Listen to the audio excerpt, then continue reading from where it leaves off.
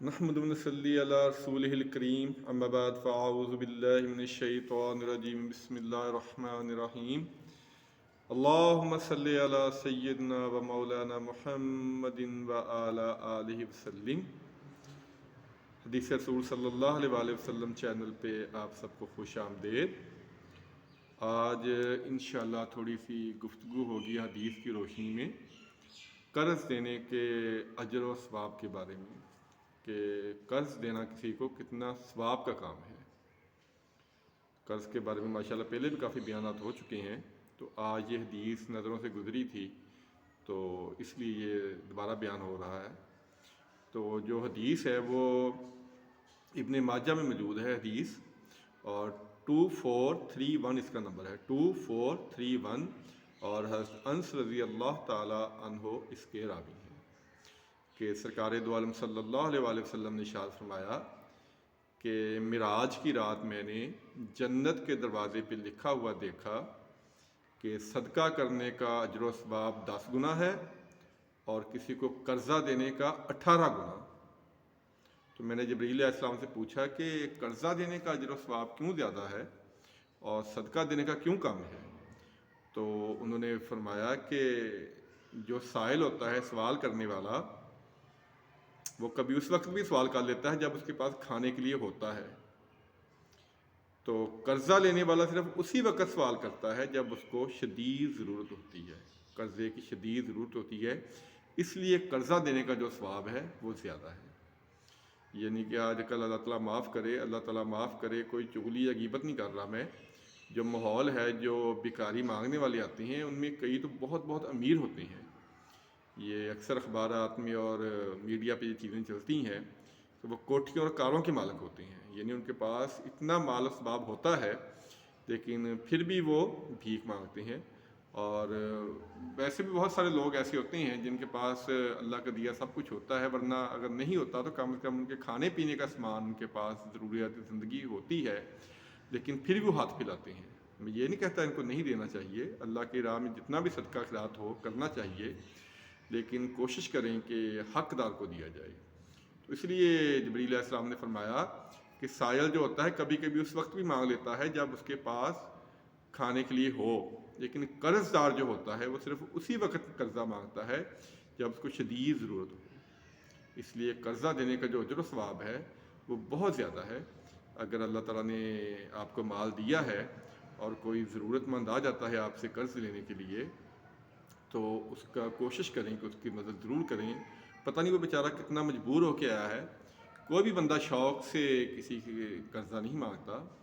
اللہ تعالیٰ معاف کرے، حالات ایک جیسے نہیں رہتے، کبھی ضرورت پڑ جاتی ہے، دنیا داری ہے، لین دین ہوتا رہتا ہے، تو اس لیے کوشش کرنی چاہیے کہ قرضہ دے دیا جائے۔ اور قرضے کے بارے میں ایک اور بہت پیاری حدیث ہے، یہ مسلم شریف میں حدیث ہے، 3987 نمبر ہے اس کا، اور حضرت ابو حذیفہ رضی اللہ تعالی عنہ اس کے راوی ہیں کہ نبی پاک صلی اللہ علیہ وسلم نے ارشاد فرمایا کہ فرشتوں نے جب ایک آدمی کی روح قبض کرنے کی کوشش کی، اس کی روح قبض کرنے کی، اسے پوچھا کہ تمہارے پاس کوئی نیک عمل ہے؟ ایک روایت میں یہ ہے اور ایک میں یہ ہے کہ قیامت والے دن اللہ تعالیٰ نے اس سے پوچھا تھا۔ یہ دو روایتیں ہیں کہ تمہارے پاس کوئی نیک عمل ہے؟ اس نے کہا جی کوئی نیک عمل نہیں ہے۔ تو دوبارہ کہا گیا کہ دوبارہ غور کرو، کوئی نیک عمل ہو، کوئی نیکی ہو۔ اس نے کہا جی کہ میں دنیا میں مالدار شخص تھا اور لوگوں کو قرض حسنہ دیا کرتا تھا، تو جب میں اپنے نوکروں کو بھیجتا تھا قرض واپس لینے کے لیے تو میں کہتا تھا کہ اگر ان کے پاس قرض نہ ہو تو سختی نہ کرنا، رحم کرنا۔ تو اللہ تعالیٰ نے فرشتوں سے کہا کہ اس نے میری مخلوق پہ رحم کیا تھا، تم بھی اس پہ رحم کرو۔ تو اگر آپ نے کسی کو قرضہ دیا ہے تو اگر اس کے حالات اتنے ٹھیک نہیں ہے، وہ وعدے کے مطابق نہیں دے سکا، تو کوشش کرنی چاہیے کہ اس کو ٹائم دے دیا جائے، اس کو سختی نہ کی جائے، اس کی بے عزتی نہ کی جائے۔ یہ اللہ تعالیٰ معاف کرے، بہت بہت چیزیں دیکھنے میں آتی ہیں کہ لوگوں کو ذلیل کرتے ہیں اگر خدا نہ خواستہ کسی کی مدد کر دیں، تو یہ اچھی بات نہیں ہے۔ اگر اللہ نے دیا ہے تو دوسروں کی مدد کرنی چاہیے، ضرور کرنی چاہیے۔ یہ تو ہے قرض دینے کا اور نرمی کرنے کا بیان۔ اور اگر کوئی بندہ جان بوجھ کے قرض واپس نہ کرے، اس کے بارے میں بہت بڑی وعید ہے کہ حدیث موجود ہے 4878، اس کا نمبر ہے 4878، مسلم شریف کی حدیث ہے۔ عبداللہ بن عمر بن عبد العاص رضی اللہ تعالیٰ عنہ اس کے راوی ہیں کہ نبی پاک صلی اللہ علیہ وسلم نے ارشاد فرمایا کہ اللہ تعالیٰ کی رستے میں قتل ہونے سے سارے گناہ معاف ہو جاتے ہیں سوائے قرض کے۔ یعنی قرض جو ہے یہ کسی حال میں معاف نہیں ہوتا، اس کو ادا کرنے کی جہاں تک ہو سکے کوشش کرنی چاہیے، اور جتنی جلدی ہو سکے اتنی جلدی کوشش کرنی چاہیے۔ پہلی تو یہ ہے کہ قرض لینا نہیں چاہیے، خدا نہ خواستہ ضرورت پڑ جائے تو نبی پاک صلی اللہ علیہ وسلم جو دعا مانگا کرتے تھے اس میں ایک آپ قرض سے پناہ دعا مانگا، قرض سے پناہ کی دعا بھی مانگا کرتے تھے۔ تو آپ سے پوچھا گیا یا رسول اللہ صلی اللہ علیہ وسلم آپ قرض سے بہت پناہ مانگتے ہیں، تو آپ نے فرمایا تھا کہ آدمی جب قرض لیتا تو پھر جھوٹ بولتا ہے۔ تو یہ جو قرض ہے یہ لازمی ادا کرنا چاہیے، ہر حال میں ادا کرنا چاہیے، اس کی معافی نہیں ہے۔ آپ دیکھیں کہ شہید کو بھی اس کی معافی نہیں ہے، شہید کو بھی اس کی معافی نہیں ہے، وہ بھی اگر قرض ہے تو وہ اس کے وبال سے بچ نہیں پائے گا۔ ایک اور حدیث ہے 3096، اس کا نمبر ہے مسلم شریف میں 3096، ابو ہریرہ رضی اللہ تعالیٰ عنہ اس کے راوی ہیں کہ نبی پاک صلی اللہ علیہ وسلم نے ارشاد فرمایا کہ مالدار شخص کا قرض ادا کرنے میں ٹال مٹول کرنا ظلم ہے۔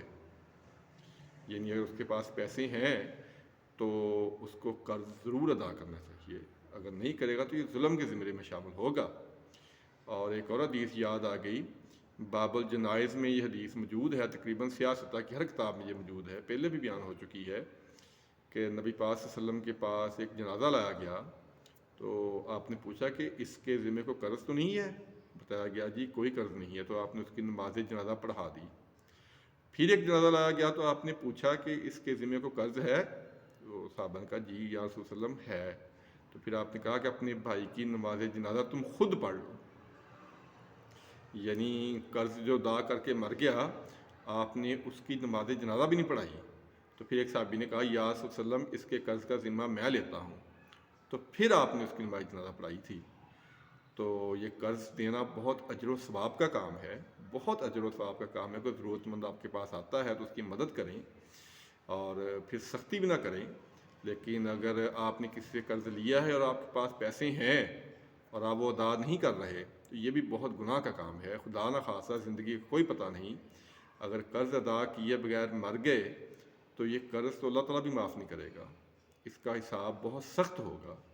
اس لیے کوشش کرنی چاہیے کہ قرض نہ لیا جائے، لیکن اگر لیا ہے تو اس کو وقت پہ ادا کرنا بہت ضروری ہے، بہت ہی ضروری ہے۔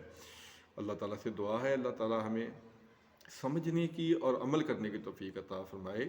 اور جو بارہا میں آپ سے گزارش کرتا ہوں کہ دین کا مطالعہ کریں، حدیث کی کتب کو ضرور پڑھیں، حدیث کی کتب کو ضرور پڑھیں، اور کوشش کریں کہ اس کو آگے پھیلائیں۔ وہ حدیث میں بڑی دفعہ روایت کر چکا ہوں، بخاری شریف کی ہے 2942، اس کا نمبر ہے کہ آپ نے حضرت علی رضی اللہ تعالیٰ عنہ سے فرمایا تھا اے علی اگر تیری رہنمائی سے ایک شخص بھی راہ ہدایت پر آ گیا تو تمہارے لیے 100 سرخ اونٹ صدقہ کرنے سے بہتر ہوگا۔